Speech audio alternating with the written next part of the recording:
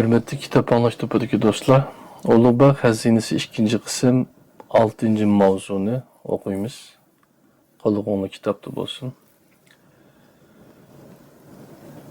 Öyünün törüde Qızıl Samarqand mahmiliga kashta tikib o'tirgan Xurshida Banu hovlida ship-ship qilgan oyoq tivishini eshitib, beshini ko'tardi. Yo'q, bu dadasining yeni qadamlariga o'xshamaydi. Ayağının tak-tak qılğan ovozi bilan Hasanning tok-tok qilishining qo'shilib ketishidan qaraganda, bu bovisi Salohiddin zargarning shapisi edi. Baya uqubtanda 4 nafar otliq nökər kelib, atasini elib ketgandan beri bovisi birdammo o'ltirolmadi. Asisi bilan yerni qattiq taqildatib, yerni gurs-gurs dassab, talog'i chiqib, kiribli yurdi. Bovisi her qitim chiqib kirganda Banuning yuragi jig'ildab, yengni tutgan nozik barmoqlari titrab ketadi.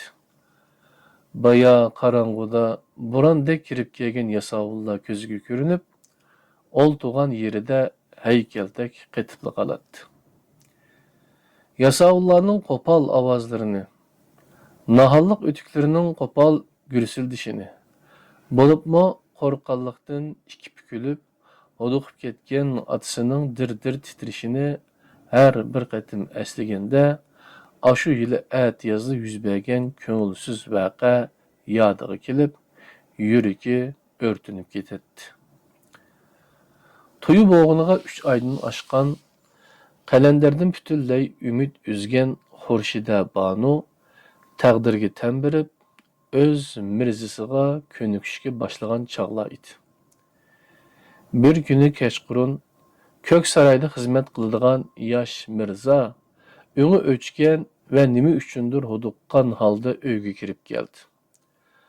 Xurshida Banu xuddi bugünkidek o'z uyida kashta tikib xiyol surgan holda o'ltiradi. Eshikda titrab turgan mirzani ko'rib, uning yuragi suv bo'lib ketdi. Mirzo asta mengib kelib, uni qo'lidan tutib o'rnidan turg'izdi-da, chiroyiga uzoq tikildi. Mirzaning nursiz ko'zlarida ham qo'rqinch, ham andisha, ham bir xil shafqatsizlik aks etdi. Uni tunji qatim mushu holatda ko'rgan Xurshida Banu ixtiyorsiz holda orqasiga dojib. "Nima bo'ldingiz, mirzam?" deb so'radi. Mirza javob bermay, onu nazik belidan quchoqlab o'ziga tortdi-da, lavlariga, yuziga, ko'zlariga suyishga boshladi. Uning suyishida huzur emas, balki kishini cho'chitadigan boshqacha bir talbilik bor edi. Oxir u suyishdan to'xtab, "Darhol kiyim-kechikingni yig'ishtir", dedi titrab. "Zibu zinnatlaringni qutiga sol, qilinroq kiyin. Hozir uzun safarga otlanamiz. Tezroq bo'l, tezroq." Mirza shundoq dedi-da, yugurgunicha uydan chiqib ketdi. Xurshida Banu ko'nglidagi gumon va qo'rqinchdan gangirab, turib zinnat buyumlari bilan to'lgan qutilarni yig'ishtirsa, turib kiyim-kechak silingan sandiqlarga yuguraydi. Nihoyat u hushini yig'ib, og'maxon terisi bilan astarlangan qora mut kamzulini, putiga kabulcha o'tikini kiyib, beshiga tugi yungidan to'qilgan yog'liqini soldi-da, zinnat buyumlarini oltin qutiga qachilab, deraza yeniga bordi. Hovlida patparaqchilik boshlangan bo'lib, pichirlashgan ovozlar va eshiklarning taroq-turuq ochilib yepilishlari anglanadi. Qosh qaraygan vaqt bo'lib, yaqin atrofdagi masjiddan azon aytayotgan muazzinning mo'ngluq ovozi eshitiladi. Lekin hovli va uylar qop-qorong'i bo'lib, hech yerda chiroq yo'riqi ko'rinmaydi. Faqat kashta tikish uchun sham yondirgan Xurshida Banuning uyila yo'riq edi. Birdamdan keyin Mirza qaytib kirdi. U beshiga qamitomoq, uchisiga juvi kiyib, belidagi kumush kamiriga qilich esib olgan edi. U Xurshida Banuni yangi kiyimida ko'rib, yana boyqidek uningga birdam tikilib qaradi. Andın yana bayıqidek onun yüz gözleriga telvilerce süyüp. Allah sana nimişqima bu hüsn cemalını bergendi o. Ben g'iribni nimişqima bunchavala köytürdigan sen. Tayyorlanib bo'ldingmi? Zibu zinnatlarni oldingmi? Yur, atla taq. Mirza gapini tugatmayla to'satdan quloqini ding qilib turib qoldi. Tashqariqi hovlida cho'qon so'ram boshlanib, ot tuyoqlarining duprilishi va qilishlarning sharaq-shuruq qilishlari anglandi. Mehmonxonada kimdir birisi dod faryod ko'tarib yig'ladi. Cho'ng kichiklar qiya-chiya qilishdi. Bu patparaqchilikdan sergaklashgan Mirza ishikka etildi va ixtiyorsiz titrayotgan qo'llari bilan ishikning zanjirini ilib qo'ymoqchi bo'ldi. Lekin dal shu chog'da hovlida naholliq o'tiklarning qo'rqinchli gursildishi anglandi. Sal o'tgandan keyin kimdir birisi ishikni qattiq tepdi.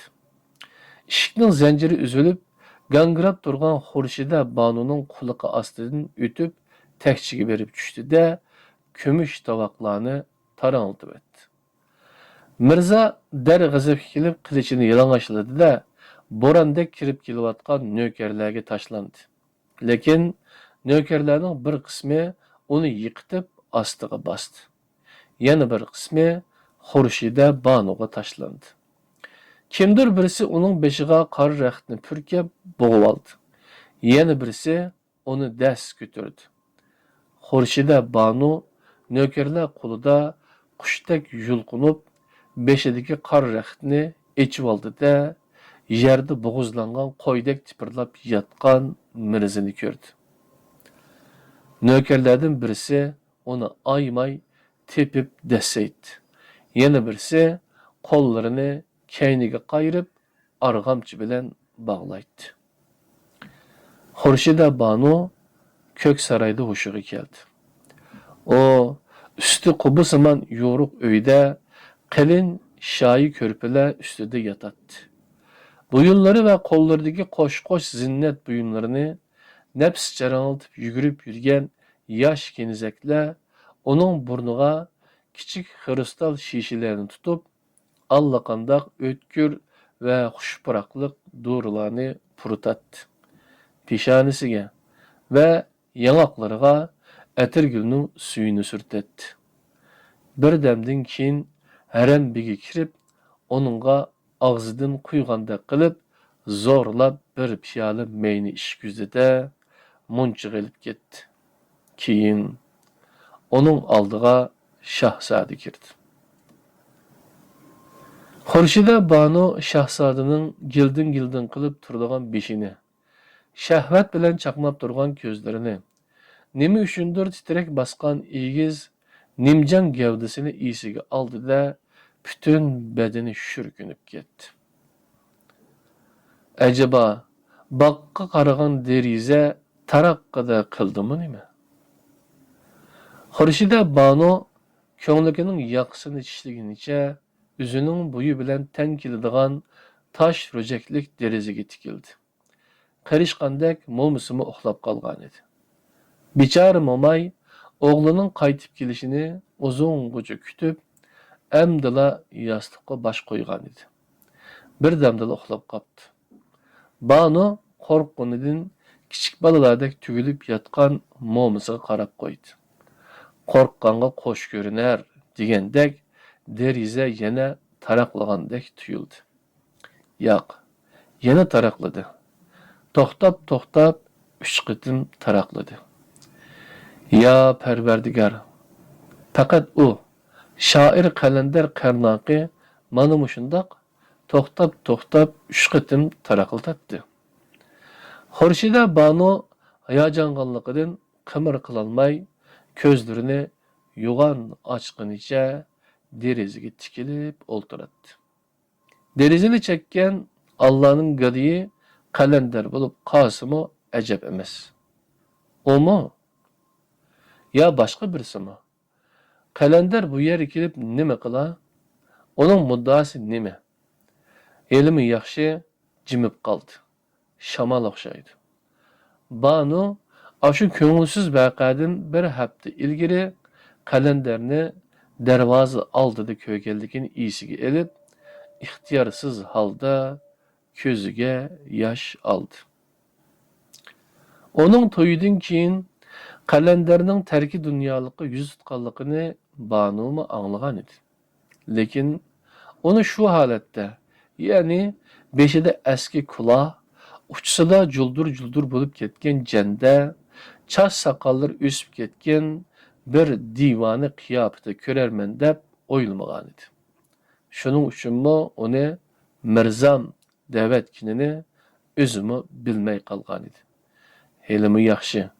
Ko'rgan shu esiga kelib, eridan divoniga sadiqa berishni so'radi. Eri hech narsani sezmay qolgan edi. Ya'ni o oltin tangini kalendarning oyog'iga tiringlatib tashlab, o'yliga kirib ketgan edi. Shu kechasi Mirzaning hadab suyishi, lazzatni quchoqlashi Banuga xuddi zahardek tuyuldi. Mirza uxlab qolgandan keyin o tong atqucha yig'lab chiqdi. O ko'zini yumishi bilanla kalendarning qiyofati.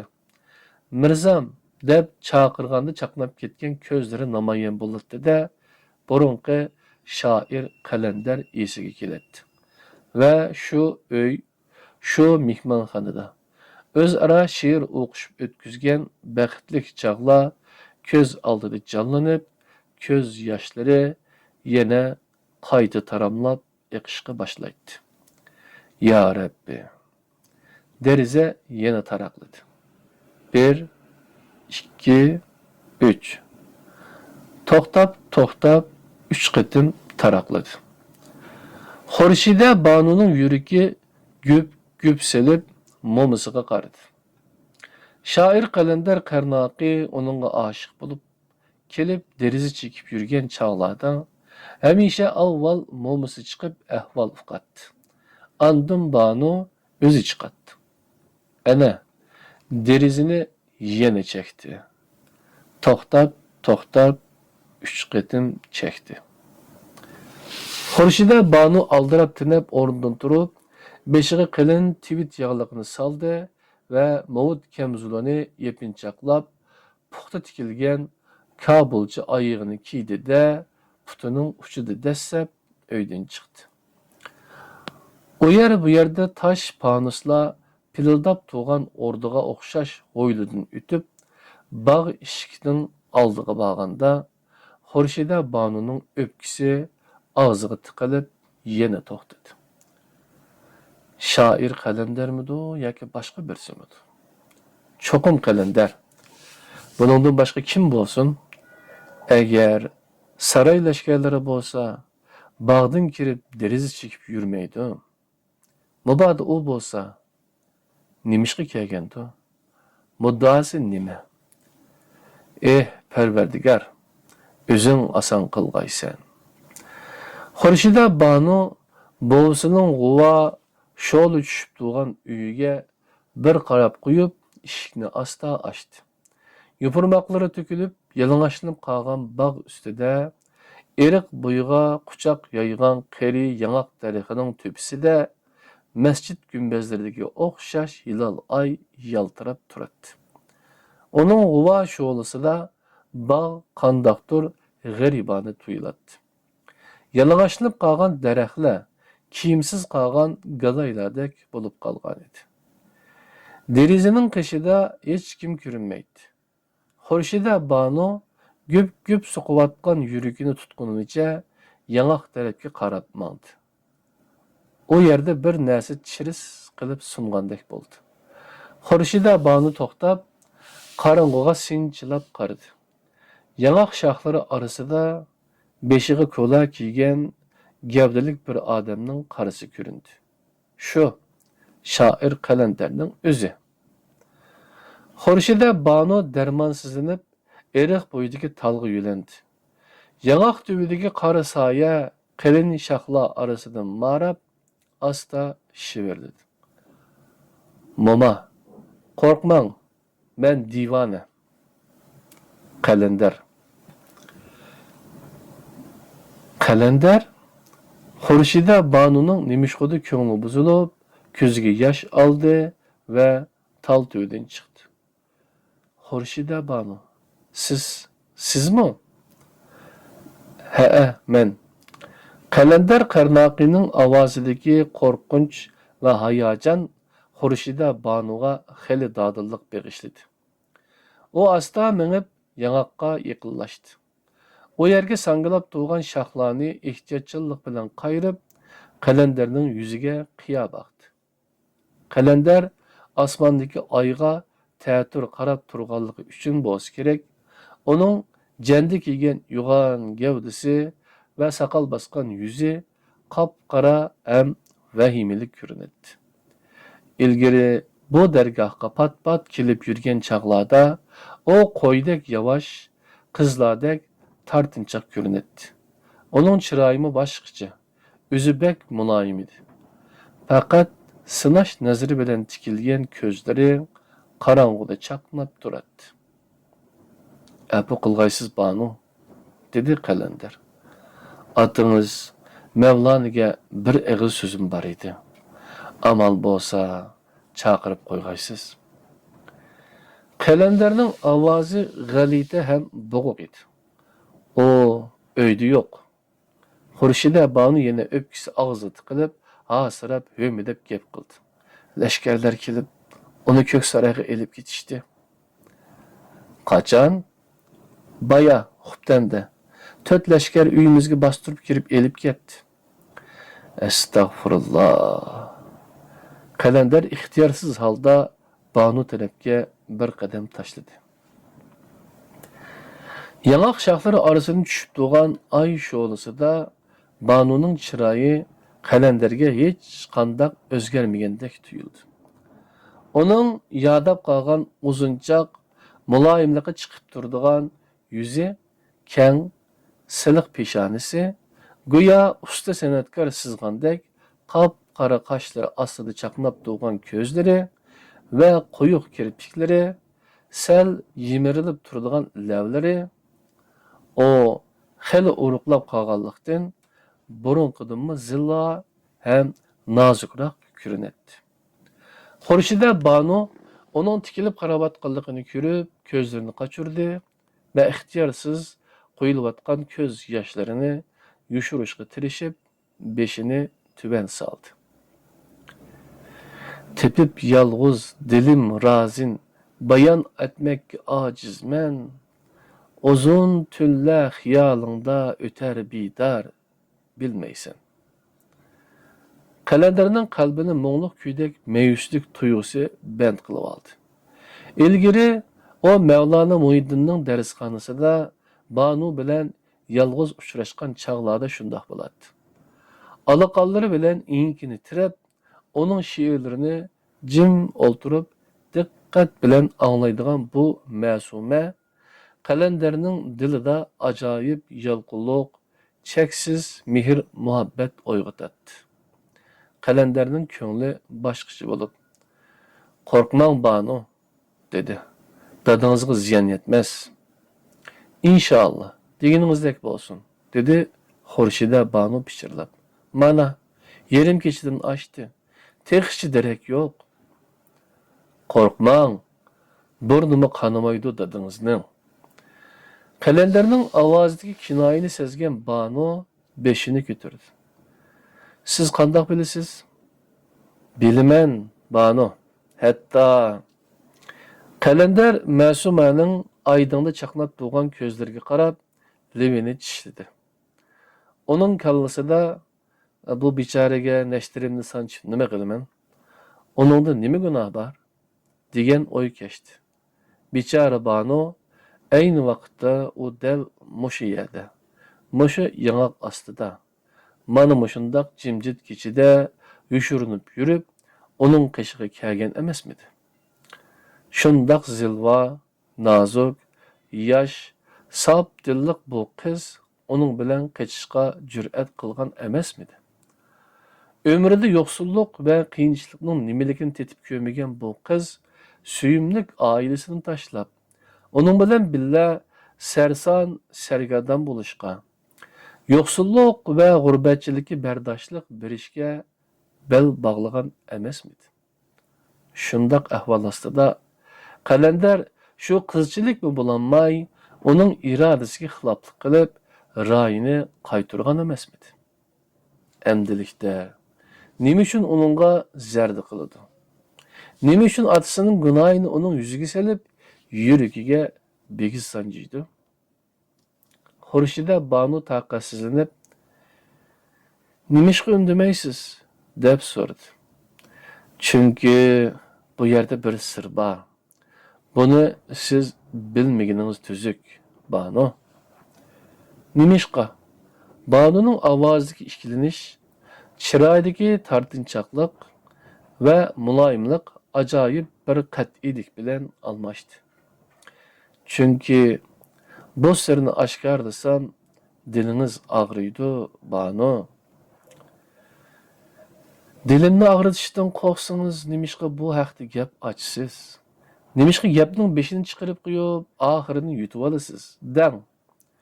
Xurshida Banu qiziq qo'lini Qalandarning qo'liga qo'ydi.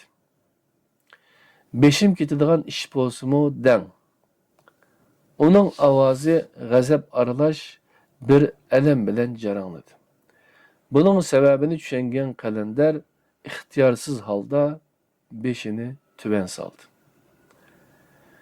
Kechirgaysiz Banu, paqir sizning oldingizda gunohkorman. Qo'ying bu gaplarni, dedi Banu pichirlab. Hammasi Xudoning irodasi. Xudo haqqi, rost gapim shu. Ayib sizda emas, Mavlanidimi emas, kaminida. Buningga nima chora? Nima chora? Qalandarning nafsi bo'g'ilib, jandisining yaqsini ochdi. Bo'ynini va tüklük meydisini siladi.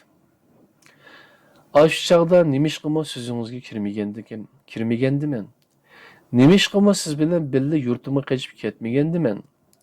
Nimishqimi ashu sahroda dushmanlarning qo'lida o'lib ketmagandiman? Mana necha oy bo'ldi. Mushu xiyoldiman. Mushu dard, alam yuragimni o'rtmoqda, Banu. Xurshida Banu beshini boshqa yoqqa burab, livini tishlaganicha jim turadi. Uning qalbidagi boyiqi alam shavquni pasayib, ko'ziga yosh keldi. Ashu yoz kuni oqshimi Qalandarni tunji qatim divani qiyofatida ko'rgandimi? O ana shundoq bo'lgan edi. Ko'nglidagi hamma adovat, xafaliq, noroziliklar esidan ko'tarilib, kecha-kecha yig'lab chiqqan edi. Mana endi uning dardlarini o'z og'zidan anglab, yana ko'ngli vayron bo'ldi. Va nima uchundir bir chaqlarda taqdim qilgan she'ridan bir kupleti yodiga yetdi. Derdi halimdin senem g'afil, agar agah bo'lsang, hech g'imim yo'q, sen menga gar dilbaru dilxoh bo'lsang. Ya Rabbi, gadoylik yo'lini ixtiyor qilgan bu darvish koni dardini qo'zg'ab nima qiladi? U nimishqa keldi? Muddasi nima uni? Xurshida Banu uzuklari val-vul qilib turgan barmoqlari bilan kirpiklaridagi yosh tomchilarini surtib, Qalandarga tikilib qaradi. Mendan bir sirni yushirmoqchi bo'lyapsiz. Banu, deng. Boshqa nima kelsa shuni ko'rish kerak. Qo'rqmang. O'zidan xavf sirayotidi. Endi demasam ko'nglida gumon paydo bo'ladi. Qalandar ko'krigini kirib, cho'nqir tindi va ustoz Mirza Ulug'bekning qatl qilganligidan xabaringiz bormi? deb so'radi. Ya Rabbi, qachon? Bir hafta bo'ldi. Ne çare? Öz farzandi Shahzoda Abdulatif tarafidan qatl qilinibdi. Ya Parvardigor. Xurshida Banu ko'zlarini yumib asta pichirladi. Uning ko'z oldiga Ko'ksaroy haramining hashamatlik uy zallari. Uyga kirib, nepiz ipak parda orqasida to'xtagan Hazreti Alilari keldi. Quliqiga uning allaqandoq g'amkin tovushi anglangandek bo'ldi. Banu, Shahzoda sizni qattiq xo'rlabdi. Men uni qattiq aybladim. Lekin nima chora? Bo'lur ish bo'lib bo'pti. Endi qanday qilasiz? Haramda qolamsiz yoki o'z uyingizga ketamsiz? Hazreti Alilari ijozat bersa ketar edim. Tilagingiz ijobat bo'lur. Saroyvanga deb qo'yay. Bugunni opirib qo'ysin. Atangiz bilan bovingizga duoyi salomni yetkazgaysiz. Hazratlari Shahzodaning bu yomon qilmishi uchun özür aytdi degaysiz. Siz texi yosh. Alloh taolo endi sizga baxt, saodat ato qilg'ay qizim. Xurshida Banu qurib ketgan lavlarini yalab, "Ya Parvardigor" deb takrorladi. O'g'li otasini qatl qilsa, qanday kunga qoldik biz? Nima degan rezillik, nima degan qabohat bu? He, mislisiz rezillik, mislisiz qabohat, dedi Kalender bo'g'ilib. Biroq raqiblari qanchaki rezil bo'lsa, ustoz shunchaki pok edi.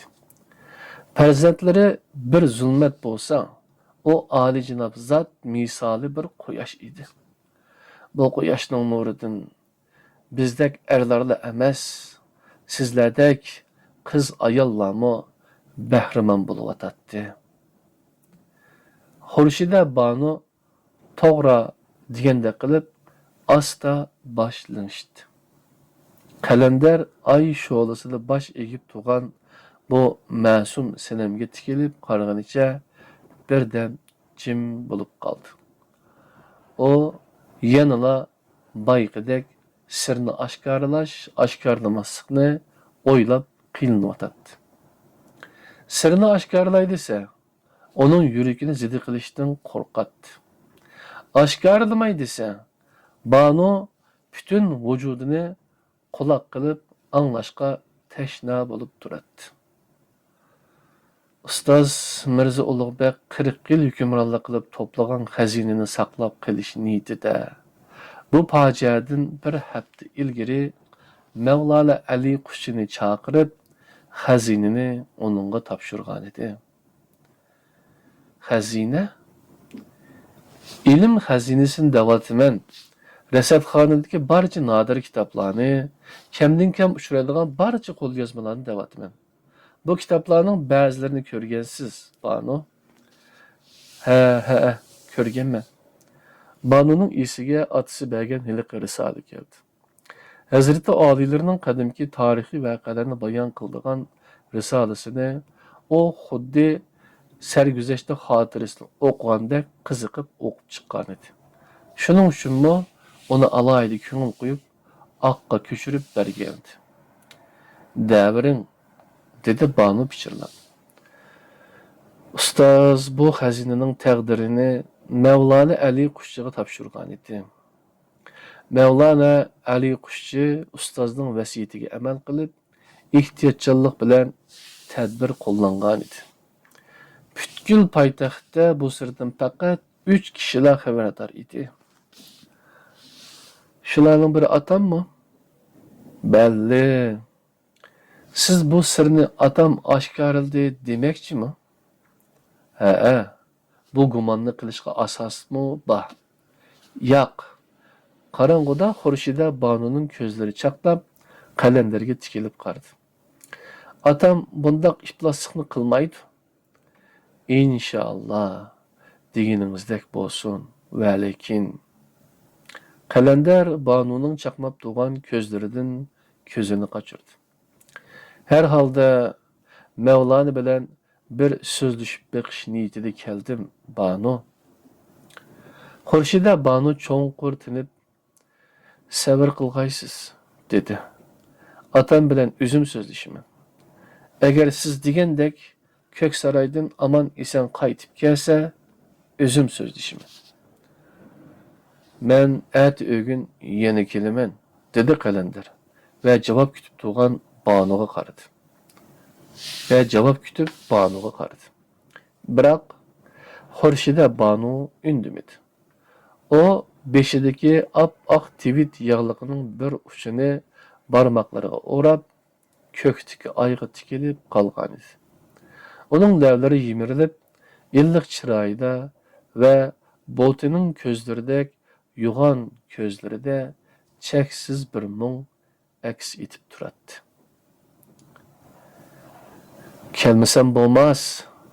Çünkü Cennet Mekan Ustaz Mirza Ulug'bek Hazretlerinin bibaha hazinesiyle emes, Mevlana Ali Kuşçidek ilim kuyaşının takdirini atınızın kulududur Banu. Men sözleşimen, dedi Xurshida Banu. Lekin onun avazideki bayıqı qat'ilik yo'qab, cho'nqur bir o'ychanlik bilan almashgan edi. Rahmat Banu, dedi Qalender. Gap tugagan edi. Lekin Qalender qarnoqining ketgisi kelmaydi. Beshini tuvan silib, cho'nqur o'yga patgan bu nozik sanamga tikilib qarag'usi, qo'llarini tutib uzoq turg'usi, bag'riga besib bazligisi, oyog'ida tizlanib qayta kechirim so'rag'usi keladi. Biroq o'zini aytishmi ortiqcha. Boshqa gap so'z qilishning hojati qolmagan edi. Buni Banumu tushundi bo'lg'ay. Xayramsa, dedi anglanar anglanmas. Aman bo'lg'aysiz. Xayr Banu. Qalender qattiq xursinib, yangaq tuvidan chiqdi-da, yangaq ostidagi g'azanlarni chirislatib dassab, bog'ning oyig'idagi o'ymonliqqa tushib ketdi. Xurshida Banu asta minib keyniga qaytdi. O ishga yetib borganda butun vujudi bo'shib, ishga yo'linib qoldi. Keyin nima uchundir ko'ngli buzilib, qiziq peshanasini muzdek tomga qo'yib, yum yig'ladi. Qadrli do'stlar, Ulug'bek Xazina 2-qism 6-mavzu tugadi. 7-mavzuda ko'rishimiz. Aman bo'linglar. Rahmat.